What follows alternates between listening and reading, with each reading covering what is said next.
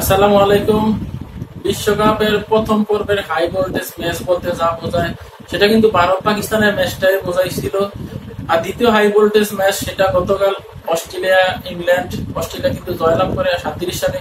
তো আজকে কিন্তু high voltage match Bharat Pakistan. তো আমরা জানি সব বিশ্বকাপে কিন্তু এই ম্যাচটা ঘিরে অনেক উত্তেজনা থাকা। আজকেরটা কিন্তু ব্যতিক্রম কিছু না। অনেক মিডিয়াতে বা আইসিসি অনেক পেজের মধ্যে আজকে আমরা দেখলাম এরকম কন্ডিশনে রান করা, যত রান হবে তত নাকি আইসিসি লাভ হবে, এরকম অনেক বিতর্কিত সিদ্ধান্ত হচ্ছে।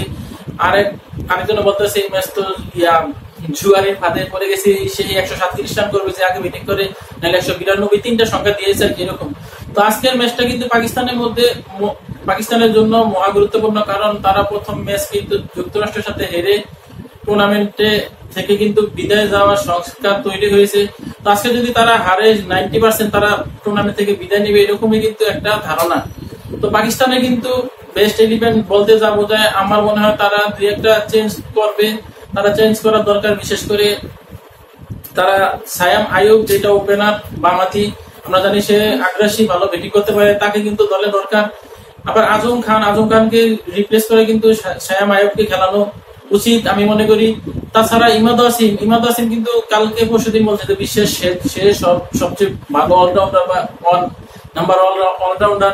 সে নাম্বার 1 না হোক, 5টা অলরাউন্ডারের মধ্যে কিন্তু সে একটা বলে, তাকে কেন পাকিস্তান খেলায় নেই? তার খেসারত কিন্তু গত ম্যাচে দিয়েছে, কারণ একটা বামহাতি স্পিনার কিন্তু দরকার দলের মধ্যে। তো ইন্ডিয়ার যে ব্যাটিং লাইনে কিন্তু বিশেষ করে রোহিত শর্মা, কোহলি, সূর্যকুমার যাদব বা জাসপ্রীত বুমরাহ, তারা কিন্তু ডানহাতি ব্যাটসম্যান। তারা কিন্তু 1 থেকে 5-6 মধ্যে খেলে। তো তাদেরকে কিন্তু আউট হলে ইমাদ ওয়াসিম অনেক কার্যকরী ভূমিকা পালন করবে, যেহেতু বামহাতি স্পিনার, বা তারা একটু অসুবিধাও হবে খেলতে। তো ইমাদ ওয়াসিম কিন্তু হারিস রুফের জায়গায় খেলতে পারে। তেমনি ভাবে ইন্ডিয়া কিন্তু আজকে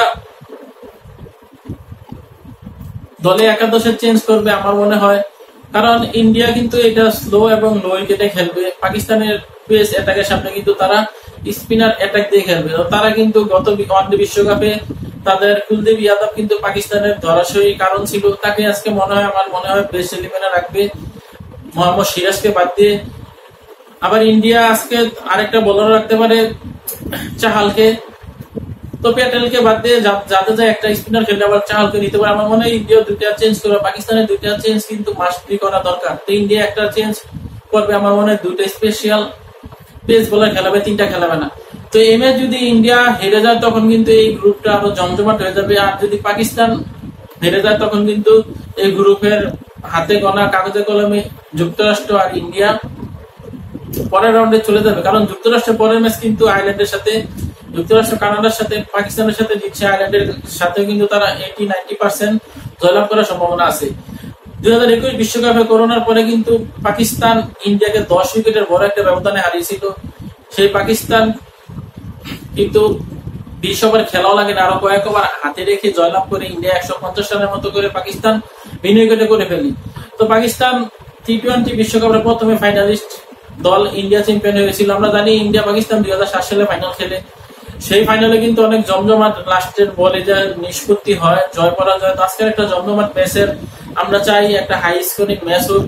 তো যে পিচে খেলা হবে এই পিচটা কিন্তু রাতারাতি বদলে যাওয়া সম্ভব না। তাই কিন্তু আইসিসি পেজে আমরা দেখেছি না এটা হাই ভোল্টেজ ম্যাচ হবে, একটু রান রান হবে, রানের খরার উইকেট না। তারা নাকি কয়েকদিনের মধ্যে উইকেটটা চেঞ্জ করেছে। তো আমরা চাই ম্যাচটা মিনিমাম 150-60-এর উপরে যাক, তারপর ম্যাচটা একটু জমজমাট হবে। তো ইন্ডিয়া পাকিস্তান ম্যাচের উত্তেজনা সবার মধ্যে বিরাজ করুক।